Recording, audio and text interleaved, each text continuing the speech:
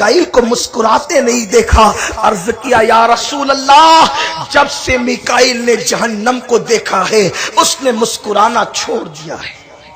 जब से मिकाईल ने जहन्नम को देखा है उसने मुस्कुराना छोड़ दिया है। ऐ खातून जन्नत की कनीजो, जहां मिकाईल मुस्कुराना छोड़ दे उसे जहन्नम कहते हैं। और मेरे आका की बारगाह में एक बार जिब्रील अलैहिस्सलाम आए। आका ने पूछा, जिब्रील आज तेरे चेहरे पर कुछ अफसुर्दगी है। अर्ज की, मेरे आका आज अल्लाह ने जहन्नम की चाबियां मुझे दी और इरशाद फरमाया जरा जहन्नम को देखते हुए जा। आज मैं जहन्नम को देख कर के आ रहा हूं। या रसूल अल्लाह, जहन्नम इतनी दर्दनाक जगह है कि अल्लाह ने 3000 साल तक के उसको भड़काया है। 3000 साल तक। मेरे भाइयों बहनों, ये कोई कहानी किस्सा नहीं है, ये अल्लाह के रसूल का फरमान है।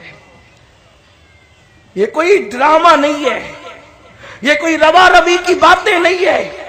इसका इनकार किसी को कुफ्र तक ले जा सकता है। थोड़ा दिल के कानों से सुनना। दुश्मनों से नफरत करने वालों, कम से कम अपने जिस्म से तो मोहब्बत कर लो, कम से कम अपने आप से तो प्यार कर लो। इस सुन्नी इज्तिमा से कोई पैगाम लेकर के जाओ। 3000 साल तक के अल्लाह ने जहन्नम की आग को भड़काया है। जहन्नम की आग 3000 साल तक के भड़की। पहले वो सफेद हो गई, फिर वो लाल हो गई और अब वो काली है। उसके अंदर कोई रोशनी नहीं है। मेरे आका फरमाते हैं दुनिया की आग जहन्नम से निकली है, लेकिन वो दुनिया में आकर तुम्हारे लिए इसलिए मुफीद हो गई कि उसको 70 मरतबा रहमत के पानी से धोया गया है। तब कहीं जा करके ये दुनिया की आग है। आप मुझे बताएं, जब दुनिया की आग की हरारत का ये आलम है तो जहन्नम की आग की हरारत का आलम क्या होगा? ये निकली है जहन्नम से, ये निकली है जहन्नम से, लेकिन ये दिन में 34 या 70 मरतबा या 100 मरतबा, मुख्तलिफ आदीस की रिवायतें, 34 मरतबा, 70 मरतबा या 100 मरतबा अल्लाह से कहती, मौला अब मुझे वापस जहन्नम में मत भेजना। जो आग जहन्नम से निकलकर दोबारा जहन्नम में जाने से पनाह मांगे, और वो भी ये 34, 70 और 100, ये गिनती वाला नहीं है। मुहद्दिसीन ने इसकी तशरीह में कहा यहां कसरत बताने के लिए है। मुहावरे में जो गिनती आती है ना, तुझे 50 बार समझाया, मैं 100 बार तेरे घर आया, मैंने 70 बार तुझे फोन किया, ये मुहावरे की गिनती है। यानी बार बार दुनिया की आग कहती है मौला मुझे जहन्नम में मत भेजना।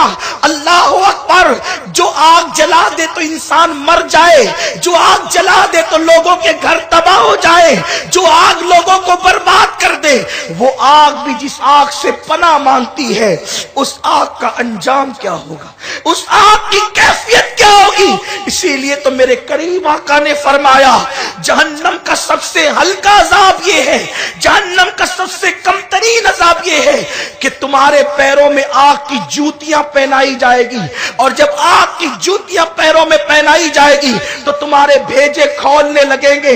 मेरे यहाँ पर भाई भी बैठे हैं, मेरी मुअज़्ज़ज़ माएं और बहनें भी बैठी हैं। मेरी बहनों बताओ हम वो ताकत कहां से लाएंगे, हम वो कुव्वत कहां से लाएंगे कि अल्लाह के अजाब को बर्दाश्त कर सके, जहन्नम के अजाब को बर्दाश्त कर सके। जिब्रील ने अर्ज की आका आज आप मेरी अफसुर्दगी का सबब पूछते हैं। मैंने जहन्नम में झांका तो इतने मोटे मोटे बिच्छू थे, ऊंटों की तरह।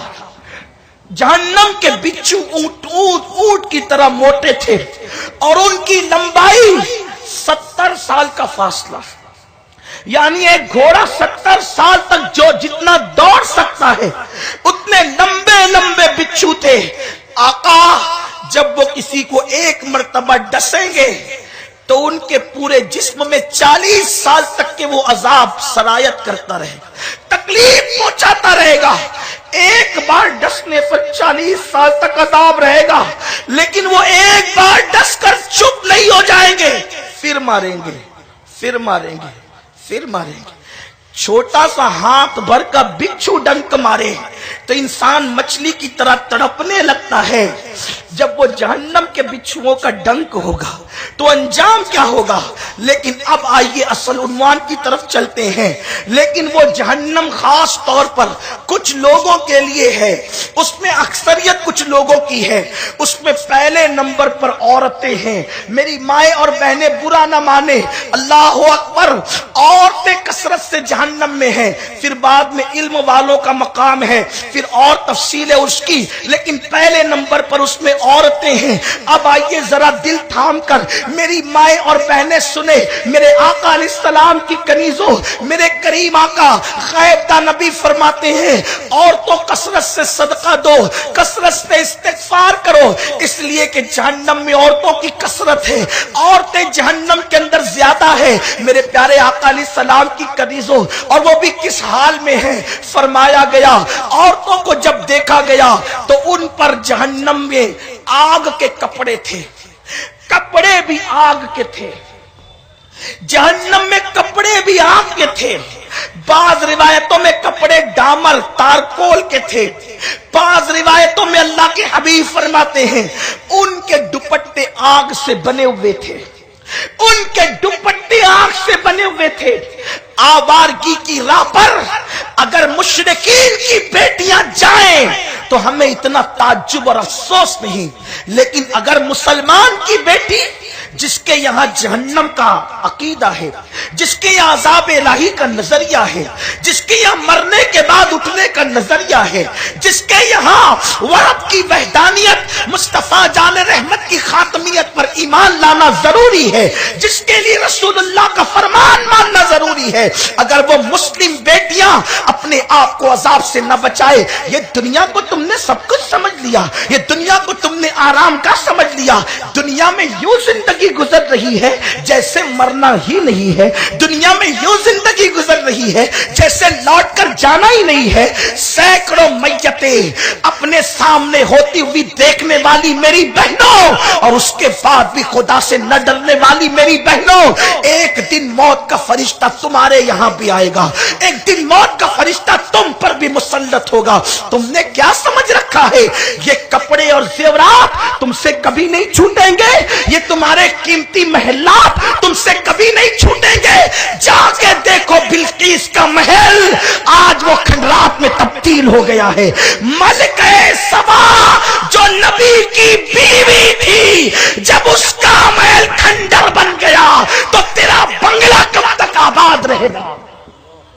तेरा बंगला नबी की बीवी का महल खंडर हो गया तो तेरा बंगला, तू तो ताजिर की बीवी है, तू तो कारोबारी की बीवी है, तू तो मजदूर की बीवी है, अपने घर पे कब तक इतना होगी, अपने महल्लात पे कब तक इतना होगी, अपनी दौलत पर कब तक तकब्बुर करोगी, कब तक खुदा के साथ बगावत करोगी।